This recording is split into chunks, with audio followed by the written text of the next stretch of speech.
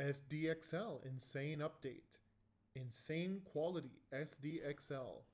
Do not underestimate SDXL. SDXL 1.0 blows away Stable Diffusion 1.5. You might have noticed the internet is awash with references to the new release of SDXL. But what does that even mean? Aren't we already on Stable Diffusion 1.5? And what is the difference between this and XL?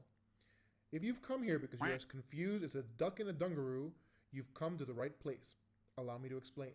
Stability AI, the creators of Stable Diffusion, have released their newest AI model, SDXL 1.0.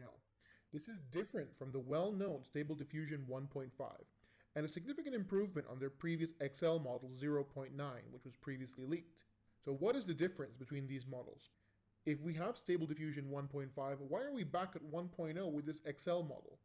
Well, essentially, the XL models are much bigger and more complex than their regular standard diffusion counterparts. It is my understanding that Stable Diffusion 1.5 was trained on merely 90 million images, whereas SDXL was trained on over 6.6 billion images. There are also some changes to how images are generated, giving users more control on the final image using something called refiners.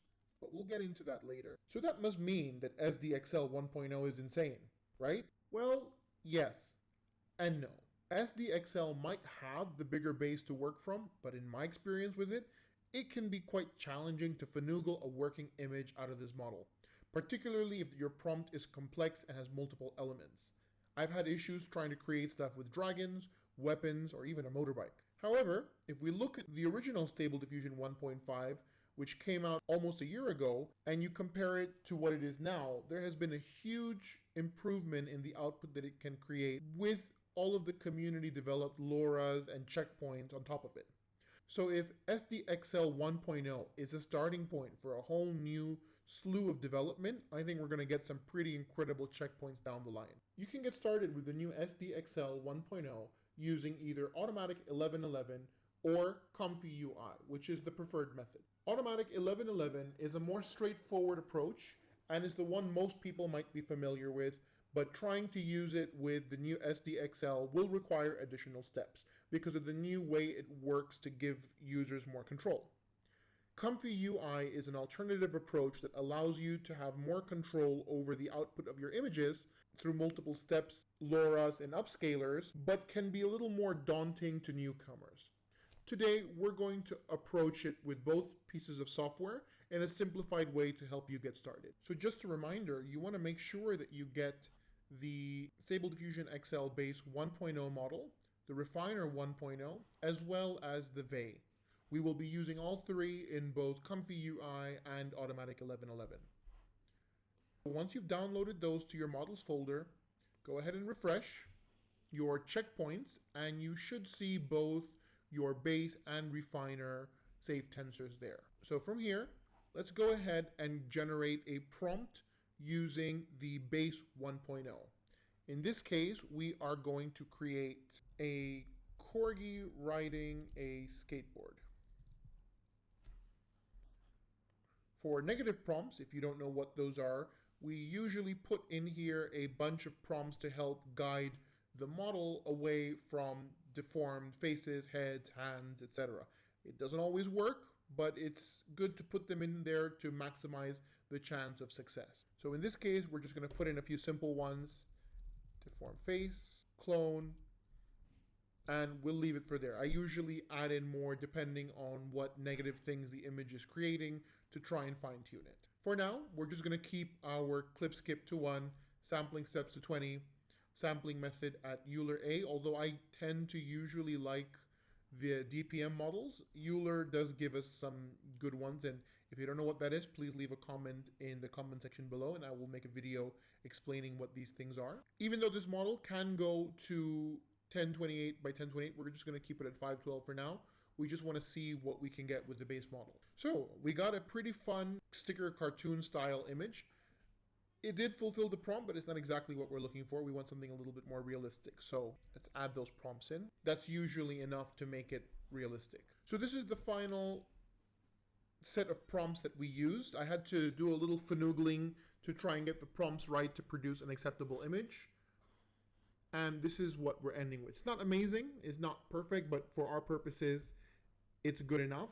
You could probably get a better image, and I will put some at the end of this video with some more refined prompts. However, this image is good enough for what we need. Now, one of the new things with SDXL that's different from using other models is it comes with something called a refiner. I had no idea what that meant when SDXL came out, and basically what that does is it separates the step of going in and adding finer details, improving the quality of the image without changing it substantially, something that was built into SD 1.5. It has now been split in SDXL, and this will allow you to fine-tune the way and the model of which this cleanup happens. So rather than trying to find the words to explain it to you, it's better to just show. So in Automatic 1111, you have to save the image, so we're just going to do that. In this case, I'm just saving it over here to my desktop. And we hop on over to SDXL Refiner in our Stable Diffusion checkpoint. And once that's done, we're just going to grab our prompt from text to image and drop it in image to image, as well as the negative prompt. And once we're here in image to image, we are going to drop in the image that we just generated. And once again, we're just going to leave things as is and try not to complicate things too much, just so that we have a simple baseline to work from. And we're just going to click generate. And we can see here, the image is definitely substantially more cleaned up. It's not as stylistic as the other one. We know we've lost the sunglasses, but let's go in and look at these images a little closer. And so what we can see here on the image output by the base model, although it looks really cool and really fun, there are obviously the little details here that are not quite as crisp and clear in the image when compared to the one coming out of the refiner model. The face looks a lot better, the details look a lot crisper, and this is just the 512 model. If we upscale it, I'm sure we can get in there and find even finer details, or just output the 1028 model directly. So this is the simplest way to get moving with Automatic 1111 on SDXL. You need to run the image through two models, once through the base model and once through the refiner model to get the final output, and along the way you can adjust your prompts accordingly to get the output that you want. And now for Comfy UI. I'm not going to get into how to install that here. If you want to learn how to install it, there's another video that you can watch. Link will be popping up now. Once you've got Comfy UI set up and you've downloaded the models into your model folder, or your checkpoint folder rather, you're ready to get started. Now, I've prepared a little file for those of you who are new to Comfy UI and just want to get started without having to go through all of the additional steps in Automatic 1111. This video is for you. I'll be going through the basics that you need to do to be outputting images. So all you need to do is take the file in the description below, download that, and drag it straight onto Comfy UI. If this is your first time using Comfy UI, you will have a clear screen like this. So all you need to do is just drag on the file onto the workspace, and boom, everything is pretty much ready for you to go. If you just want to get started, you can come down here and just plug in your prompts into the prompt section.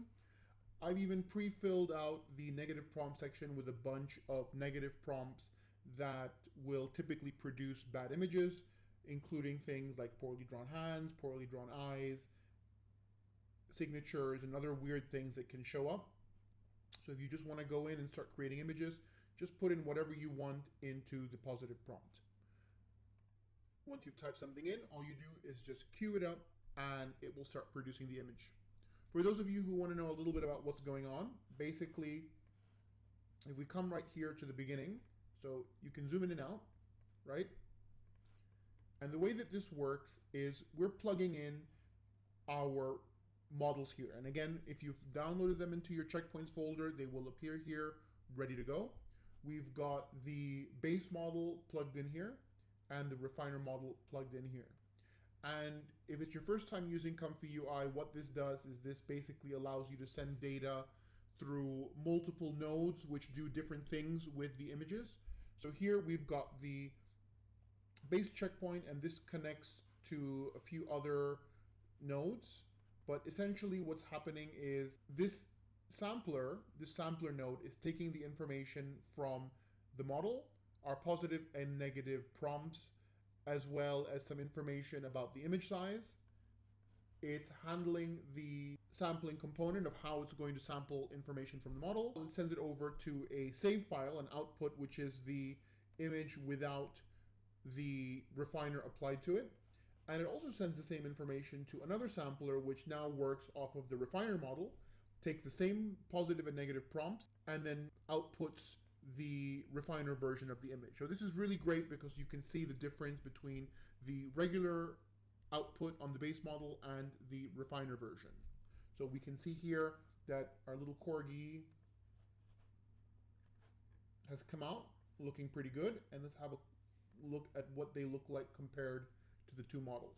So this is the one that came out of the base model, and this is the refiner one. And again, you can see here that parts of the image look a little airbrushed, almost a little pastel in some parts. And if we look at the refiner, it's a little bit crisper, it's a little bit more refined, as the model implies. It's still not completely perfect. The sunglasses look a little bit off, but for the most part, you get a pretty good result. So that is a brief run through on the two methods to get started using SDXL 1.0. If you want to learn more about Comfy UI, I have a more extensive tutorial coming along. And I hope you enjoyed the video. Don't forget to like and subscribe, and we'll catch you in the next one.